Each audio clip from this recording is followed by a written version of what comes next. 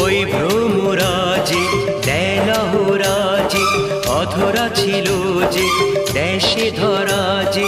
এই কি সে স্বপ্নের ওই ফাগুন